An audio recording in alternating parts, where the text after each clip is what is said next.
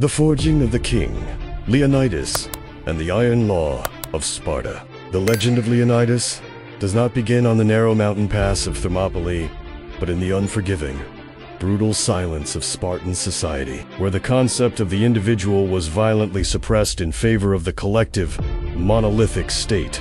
He was born into the Agoge royal house, but nobility offered no exemption from the Iron Law of Sparta. Every Spartan male, regardless of birthright, belonged entirely to the state from the moment he was born, and his existence was a deliberate, lifelong rejection of comfort, fear, and personal sentiment. Leonidas was subjected to the Agoge, the most rigorous and barbaric state education system in history. At the age of 7, he was taken from his mother and placed in communal barracks, where the only lesson was survival. The boys were purposefully underfed, necessitating theft for sustenance, a calculated move to hone stealth and resourcefulness. If caught, the penalty was not for stealing, but for being caught, teaching the necessity of perfect execution. They slept on red beds, they cut themselves, walked barefoot to develop hardened souls, and were routinely subjected to physical beatings by their elders to build absolute tolerance for pain.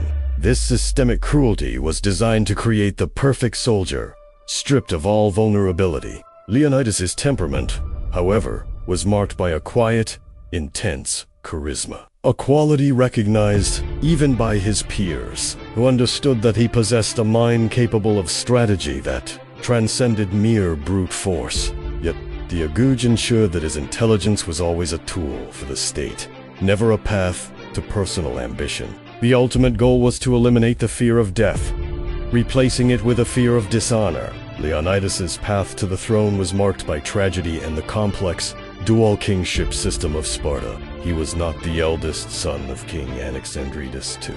It was the unexpected deaths of his elder half-brothers, Cleomena's eye, who died without a male heir, and Dorius, who perished in a failed colonization attempt, that abruptly placed him in line for the Agiad throne.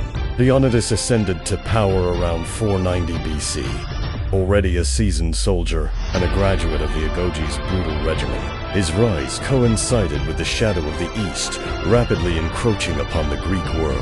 The massive Persian Empire, under the ambitious Xerxes' eye, was mobilizing forces of a scale the world had never witnessed. Sparta, despite its political isolationism, was the natural and inevitable military anchor of the Hellenic world. Leonidas inherited not a peaceful kingdom, but the responsibility for the entire security of Greece.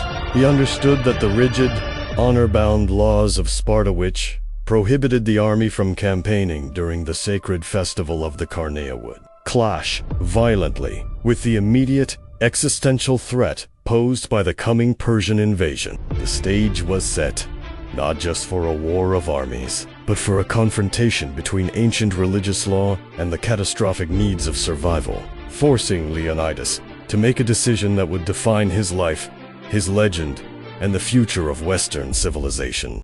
The shadow of Xerxes, mobilizing the Colossus, and the Spartan dilemma. The ascension of Leonidas to the Spartan throne coincided with the rise of a threat so immense it defied Greek comprehension.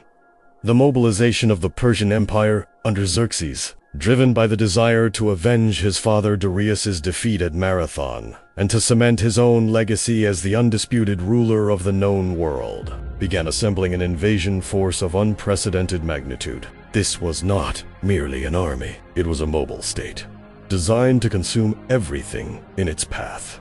The sheer scale of the Persian preparations became a whispering terror across the Aegean. Xerxes commissioned the construction of 2 massive pontoon bridges across the Hellespont, allowing his army to march from Asia Minor into Europe, a feat of engineering and logistics that demanded hundreds of ships and thousands of laborers. Simultaneously, a navigable canal was excavated through the Athos Peninsula, a project so ambitious it symbolized the limitless resources and imperial ego of the great king. These preparations were a clear statement. Xerxes was not merely planning a raid, he was enacting a permanent conquest, ensuring safe passage and supply lines for a sustained occupation of Greece. The news of the Persian mobilization created a catastrophic division within the Greek city-state, while some, like Athens, recognized the existential peril and began preparing their naval defense. Many others were consumed by fear, or worse, motivated by petty rivalries. The northern city-states, facing the initial brunt of the invasion, quickly offered their submission to the Persian envoys, a strategy known as meet. The Greeks who did choose to fight gathered at the Isthmus of Corinth to form the Hellenic League, but their alliance was brittle, plagued by internal jealousies and strategic disagreements. The central dilemma fell upon Leonidas and Sparta. According to their rigid religious and military code, the army was forbidden to campaign during the Carneia festival, a sacred time of peace and ritual dedicated to Apollo. To send the full force of the Spartan hoplites, the very backbone of Greek resistance, would be an act of profound sacrilege, risking divine punishment. Yet, waiting until the festival concluded would guarantee the Persian army unchallenged passage through the narrow choke points of northern Greece, making defense virtually impossible. Leonidas, a man shaped by the dualistic and unyielding laws of his state, faced a choice between religious duty and national survival. Consultation with the Oracle of Delphi offered a prophecy that was both ominous and ambiguous. Either Sparta must mourn the loss of a king from the lineage of Heracles, or their city would be utterly destroyed.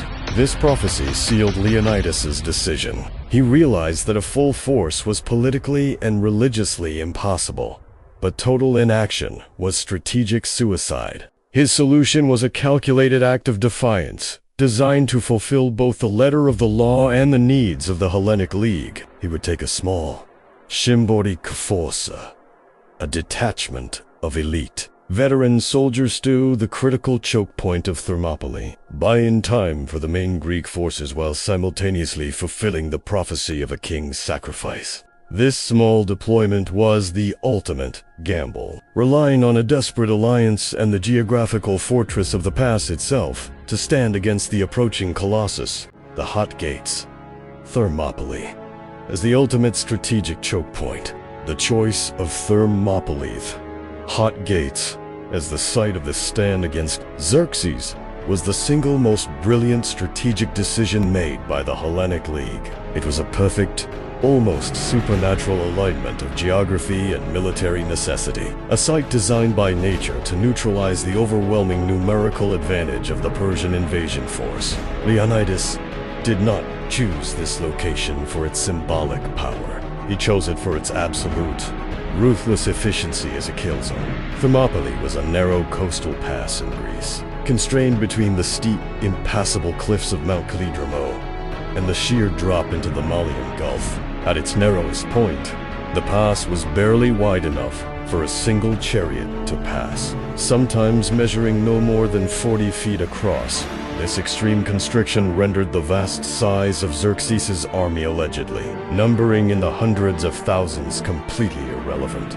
No matter how many soldiers Xerxes commanded, he could only engage the Greeks with the few hundred men who could stand shoulder to shoulder in the narrow breach. This was the ultimate geological equalizer.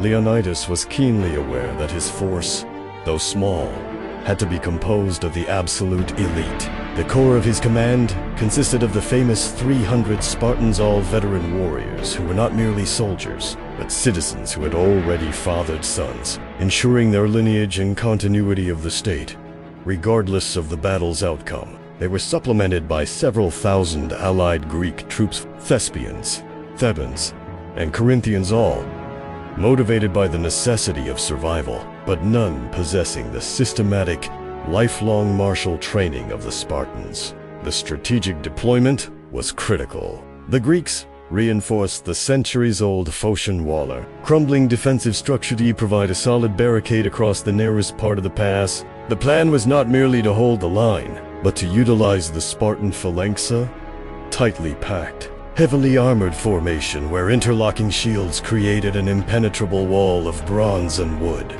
In the narrow confines of Thermopylae, the Phalanx was invincible, turning the bottleneck into a lethal grinder. Every Persian charge would be channeled into a compact space, negating their superior numbers, cavalry, and archers. However, the pass held a fatal flaw, a vulnerability known only to the locals.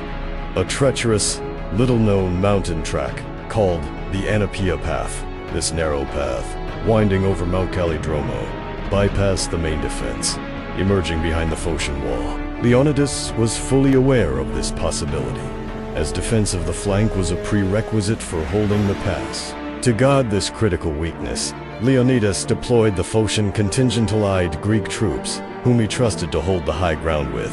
Strict orders to monitor and defend the path, recognizing that the fate of the entire Greek defense rested not on the invincible front line, but on the vigilance of the mountain flank. Thermopylae was the perfect fortress, but like all fortresses, its collapse depended on the exposure of its single, concealed vulnerability. The first 3 days, the wall of bronze and the shattering of Xerxes' pride. Upon reaching Thermopylae, Xerxes I, the undisputed ruler of the known world, initially refused to believe that the small Greek contingent was serious about offering resistance.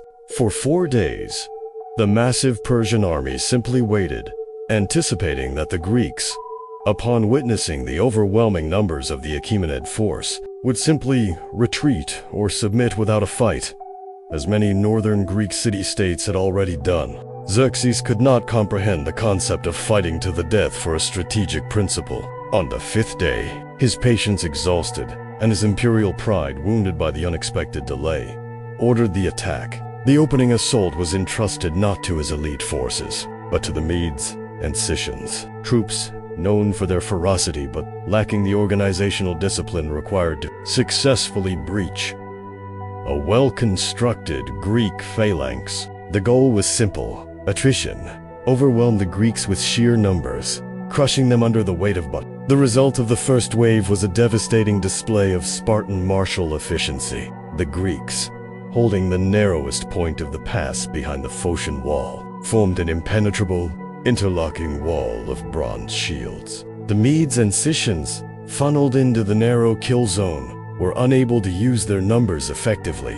They were met by a synchronized, calculated defense. The Spartans would hold the line until the last possible moment, then execute the infamous feigned retreat, a tactical maneuver where they would suddenly break formation and fall back, baiting the enemy to charge forward in pursuit, breaking their own formation.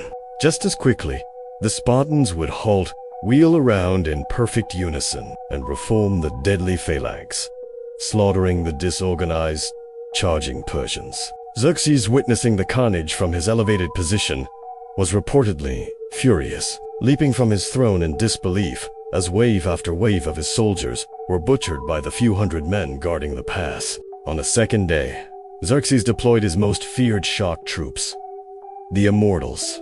This was the empire's ultimate military uniton, elite corps of 10,000 professional warriors, always maintained at exactly that number. The Immortals, typically reserved for decisive operations, were expected to shatter the Spartan line instantly, but the result was the same. The Immortals, armed with shorter spears and less substantial armor than the Greek hoplites, were massacred in the confined space. The Spartan long spears, the dory, gave them a critical reach advantage, and the heavy bronze armor made them impervious to the lighter Persian attacks. The pass was quickly clogged with bodies, preventing the Persians from even reaching the Spartan front line. The strategic geometry of Thermopylae had proven its worth. No matter the quality of the Persian troops, the physical laws of the pass dictated that only a handful could fight at once, and against the sustained efficiency of the Spartan phalanx, they simply could not prevail. The Greek defense had not just won the first 2 days. They had psychologically shattered the myth of Xerxes' invincibility.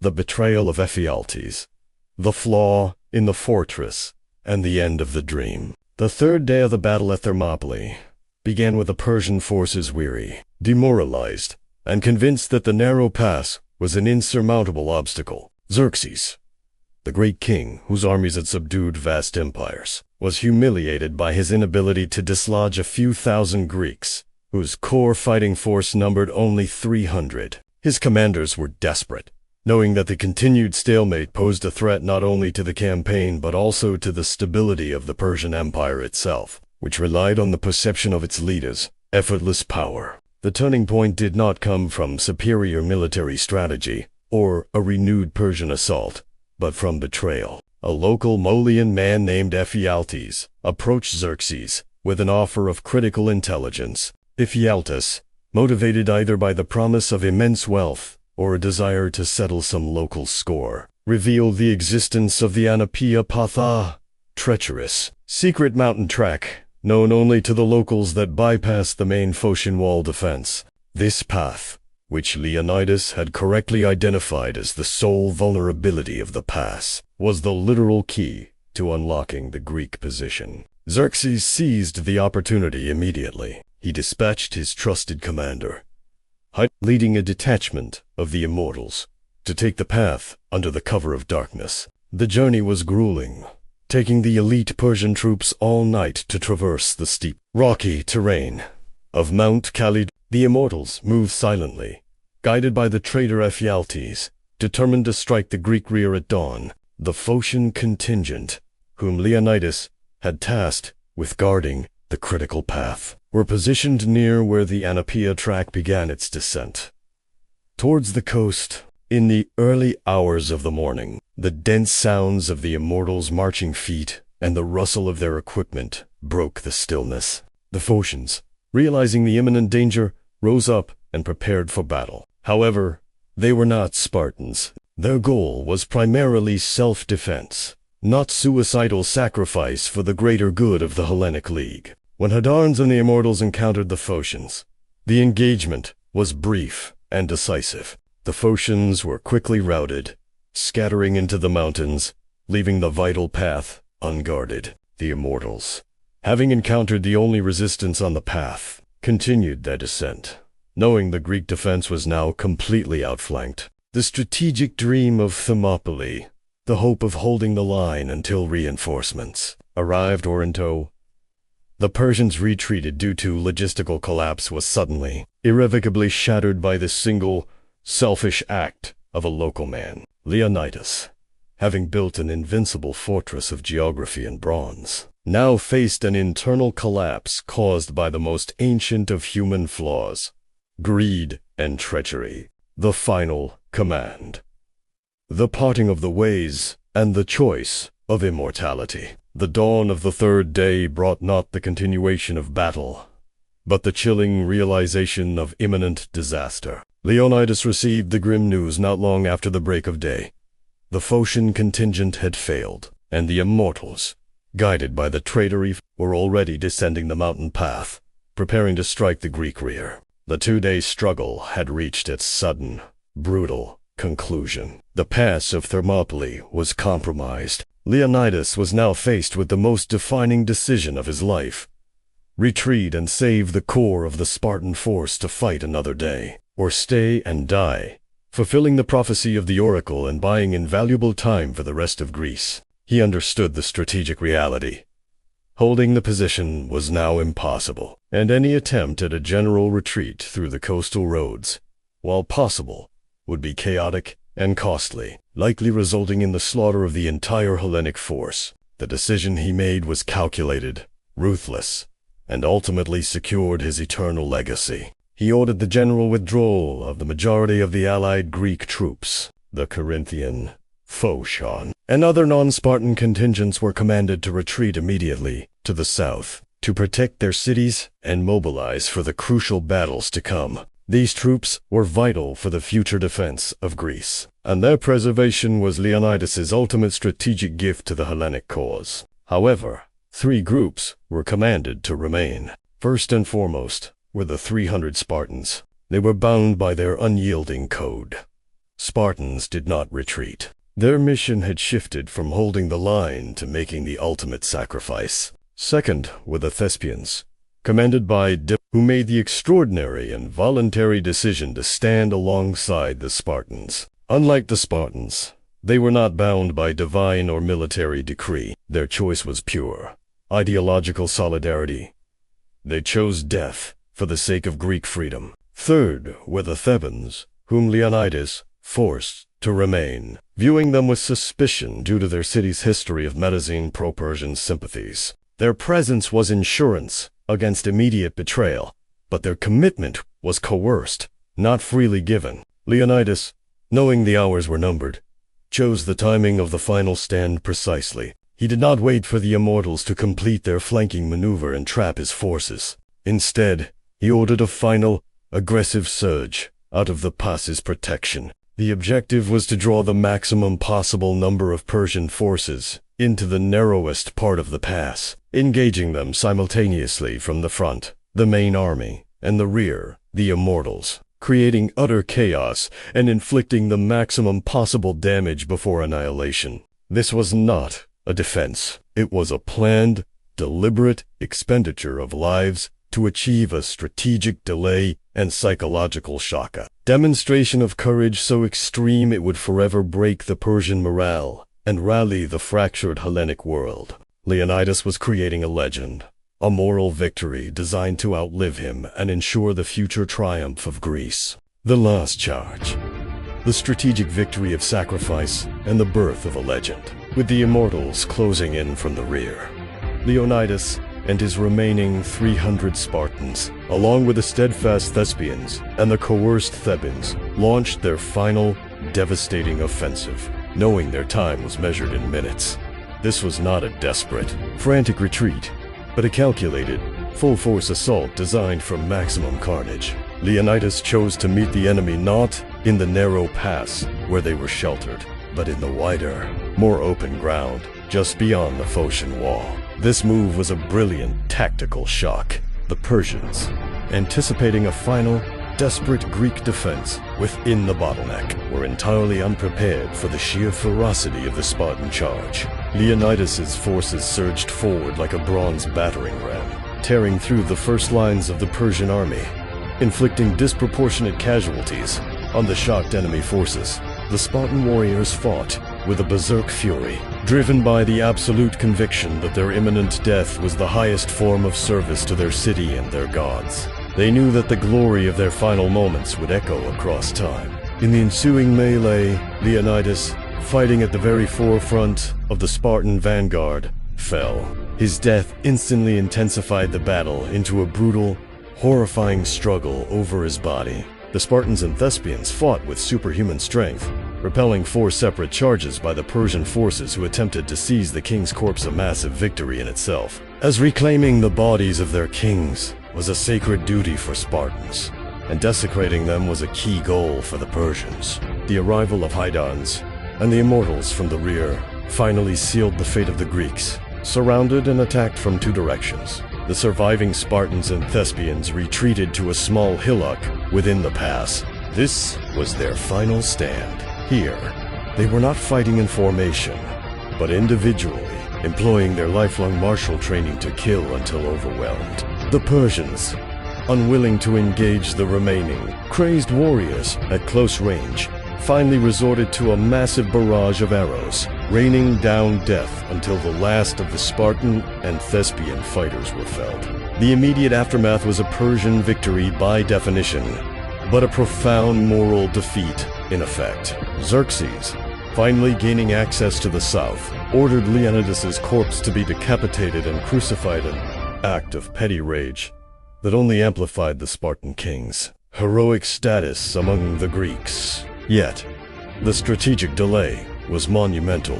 The 3-day stand at Thermopylae, coupled with the preceding 4 days of Persian waiting, bought Themistocles and the Athenian navy the essential time needed to prepare for the decisive naval battle at Salamis, which would ultimately break the Persian supply lines and lead to their final, humiliating defeat. Leonidas and his 300 had not stopped the Persian army, but they had inflicted psychological damage that was irreparable. They transformed the conflict from a mere war of conquest into a titanic struggle between freedom and tyranny. The story of their sacrifice created the moral fortitude that allowed the fractured Greek city-states to unite and eventually expel the Persian invaders. Thermopylae became the foundational myth of Western military and ethical tradition, a testament to the power of courage over numbers, forever proving that a small group of men willing to die for an idea could indeed change the fate of the world.